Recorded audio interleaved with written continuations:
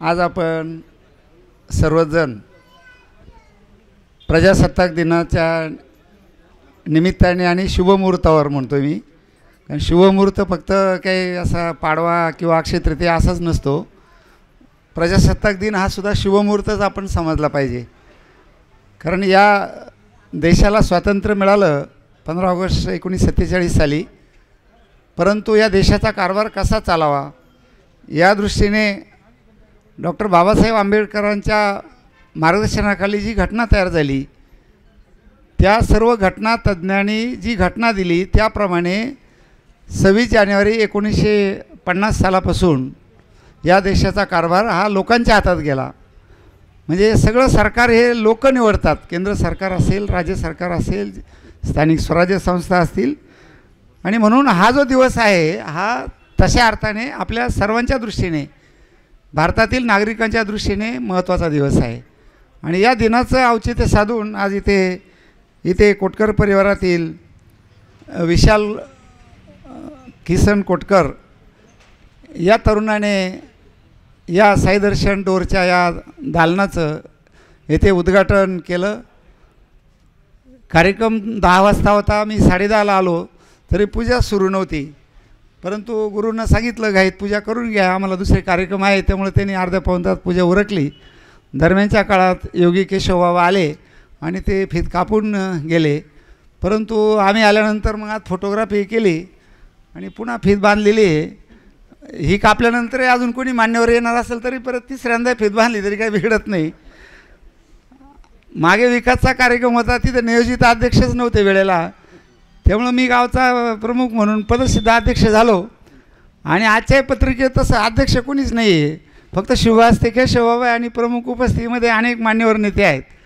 परंतु आजही मीच गावचा पदसिद्ध अध्यक्ष इथे झालेलो आहे. मला अतिशय आनंद वाटतो या कुटुंबाविषयी की तुम्ही सगळे आमच्या अतिशय चांगल्या कुटुंबाला एक मार्गदर्शन करण्यासाठी इथे आलात. अमित भांगरेंची थोडीशी वाट पाहिली, पण ते सुद्धा इथे वेळे आले. ते आमचं अकोल्याचं भविष्य तुम्हाला सांगतो. सिन्नर दूध संघाचे संचालक जाधव साहेब इथे उपस्थित आहेत. मला 4-5 वर्षापूर्वी माणिकराव कोकाटे भेटले होते. मी त्यावेळेस अकोले दूध संघात होतो आणि ते माझे फार जवळचे मित्र आहेत माणिकराव कोकाटे. तर ते म्हणे तुमच्या दूध संघ व अकोल्याचा कसा चालतो काय सगळं सांगा. मी त्यांना माहिती सांगितली. ते म्हणे मलाही दूध संघ स्थापन करायचा आहे आणि त्यांनी तो स्थापन केला आणि चांगला चालू आहे. इथे असे पाहुणे आमची इथे हजर राहिले. एक विशेष इथे उपस्थिती म्हणजे या परिवाराला चांगल्या तऱ्हेने मार्गदर्शन ज्यांनी केलं असे आमचे दातकिळे साहेब. त्यांना एक खुर्ची रिकामी आहे, ते इथे खुर्चीवर आले तरी चालेल. तुम्ही पाहुणे आहे तिथं आणि तुम्ही चांगलं मार्गदर्शन या कुटुंबाला केलेलं आहे. येथे सुरेश गडाख एक चांगले उद्योजक इथे आणि कार्यकर्ते उपस्थित आहेत. विकास बंगाळ आहे, अतुल लोटे आहेत. इथे उशिरा का होईना बाळासाहेब भांगरे आलेत. बरेचसे व्यापारी आणि कारागीर मंडळी इथे प्रामुख्याने उपस्थित आहेत. आणि माझ्या गावचे सगळेच प्रमुख कार्यकर्ते इथे उपस्थित आहेत. आणि बरेचसे मान्यवर शिक्षक हे सुद्धा उपस्थित आहेत. या परिवारावर प्रेम करणारे सगळे तरुण मुलं इथं आहेत. सगळ्या पाहुणे मंडळी इथं, वाळुंज परिवार इथं आहे. नंतर इथे खोळे परिवार आहे, कोले परिवार आहे. सगळे पाहुणे मंडळींचंसुद्धा मी इथे स्वागत करतो. सर्वांनी सांगितलं की तरुणांनी व्यवसायात पडलं पाहिजे. मी त्या मताचा आहे. कारण व्यवसाय म्हणजे कायमची शाश्वत असं एक ते साधन आहे. शेती आणि नोकरी याला फारसं भवितव्य राहिलेलं नाही आहे. म्हणजे शेती क्षेत्र, कारण शेतीच कमी होत चाललेली आहे. पूर्वीची 10 एकर शेती आता कुठं कॅनॉल गेला, कुठं धरण झालं, कुठं रस्ता गेला, सरकारी संपादन वाढलं, त्यामुळं शेती क्षेत्र हे कमी झालेलं आहे दिवसेंदिवस. त्यामुळे शेतीवर फारसं अवलंबून राहता येत नाही अलीकडच्या काळामध्ये. म्हणून बहुजन समाजाने व्यवसायात उतरलं पाहिजे. आणि या पोरांनी फार चांगले व्यवसाय निवडले. किसन हा माझा पहिला कारखान्यात मी त्याला कर्मचारी म्हणून अपॉइंट केलं. पहिल्यांदा संगमनेर, नंतर अगस्तीत घेतलं.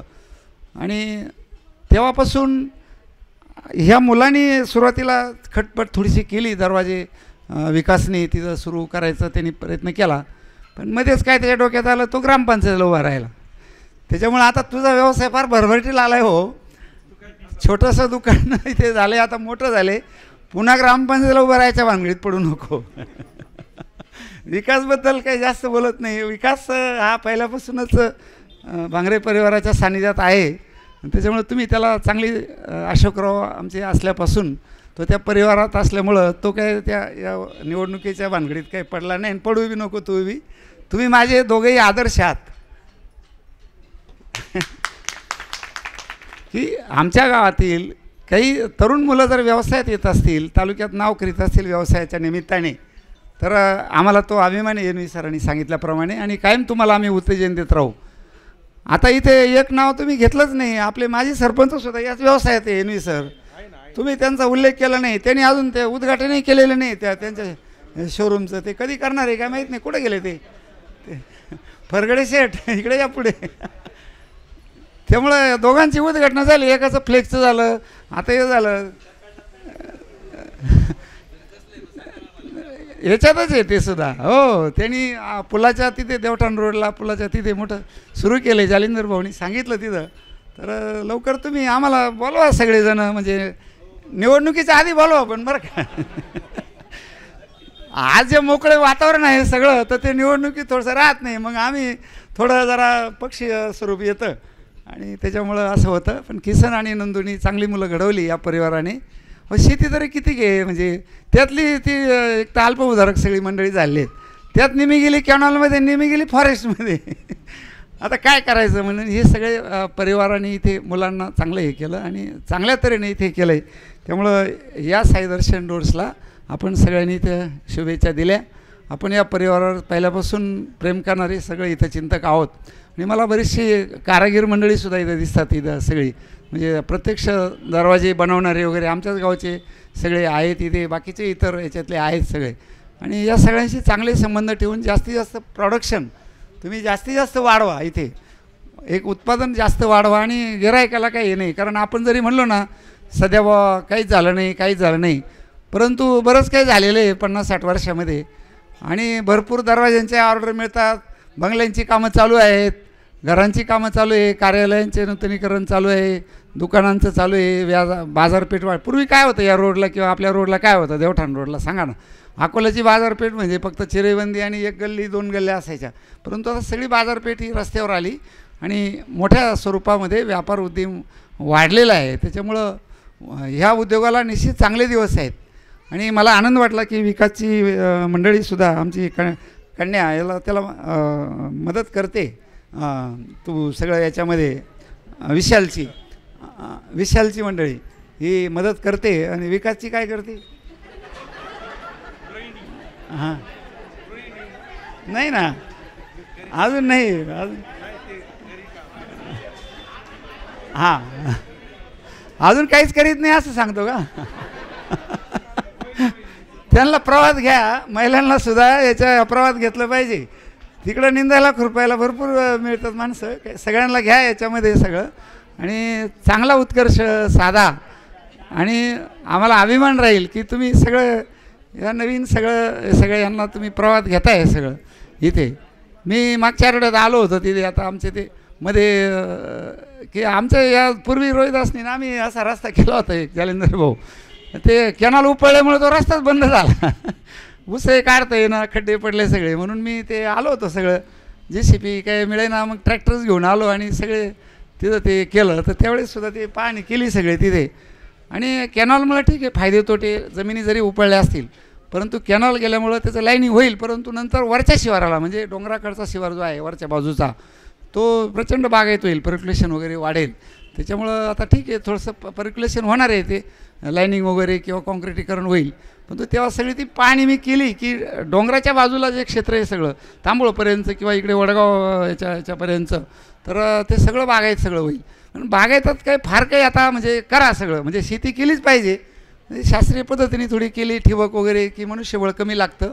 आणि आता निंदीची तर काही आता आवश्यकता राहिली नाही की ज्या निंदीला 5,000 रुपये लागतात तिथं ज्ञानेश्वर रावारी आहे तिथं की ते 1,000-1,500च फवारणी केली. त्यामुळं फार आता मनुष्यबळ लागत नाही शेतीमध्ये. त्यामुळं अशा तऱ्हेने शेती सोडू नका, शेती बी करा पण व्यवसाय बी करा. असा एक चांगला सुंदर कार्यक्रम इथे आयोजित केला. इथे अशीच प्रगती उत्तरोत्तर दोन्ही मान्यवर शिक्षक आमचे एन व्ही सर आणि युवराज सरांना मुद्दाम बोलायला होतं की तुम्ही घडवलेली जी मुलं आहेत ही मुलं अशीच पुढं जात राहिली पाहिजे आणि दिशादर्शक अशी सगळी राहिली पाहिजे, अशी सदिच्छा मी येथे आपणाला देत आहे. प्रजासत्ताक दिनाच्या शुभेच्छा या निमित्ताने मी सर्वांना देतो आणि माझे 2 शब्द संपवतो. आपली माणसं आपलं दुकान, श्री स्वामी समर्थ क्लॉथ आणि मॅचिंग सेंटर, तसेच श्री स्वामी समर्थ एंटरप्राइजेस होलसेल कापड दुकान. अकोलेकरांच्या पसंतीस उतरलेलं कापड विश्वातील लोकप्रिय नाव म्हणजे श्री स्वामी समर्थ कापड दुकान. मनमोहक वस्त्रालंकार, वाजवी किंमत आणि विनम्र सेवा. 6 वार साडी, 9 वार sari, Banarasi silk, suiting, shirting, Manchar टोपी, टॉवेल, शाल, नॅपकिन, फेटा, इनरवेअर आदी साहित्य एका छताखाली. लग्न बस्त्यासाठी खास अद्ययावत व्यवस्था, तसेच लग्न बस्त्यावर ट्रॉली बॅग फ्री. लहान मुलांच्या असंख्य व्हरायटीजचे मनमोहक कपडे. महिलांसाठी होलसेल स्वतंत्र साडी विभाग, तसेच स्वतंत्र लेडीज आणि जेंट्स विभाग. एक वेळ अवश्य भेट द्या, खरेदी करा मनमोहक वस्त्र आणि खुलवा आपलं सौंदर्य. आमचा पत्ता शाखा नंबर 1 श्री स्वामी समर्थ क्लॉथ व मॅचिंग सेंटर, अगस्ती कॉम्प्लेक्स, पहिला मजला, बाजार तळाजवळ, अकोले, तालुका अकोले. आणि शाखा number 2 Shri Swami Samarth enterprises wholesale कापड दुकान, भिंगारे गोडाऊन शेजारी, दत्त मंदिर रोड, कचेरी परिसर, अकोले. प्रोप्रायटर बेनके बंधू. संपर्क 75 88 51 31 33 आणि 024 24 22 33 24.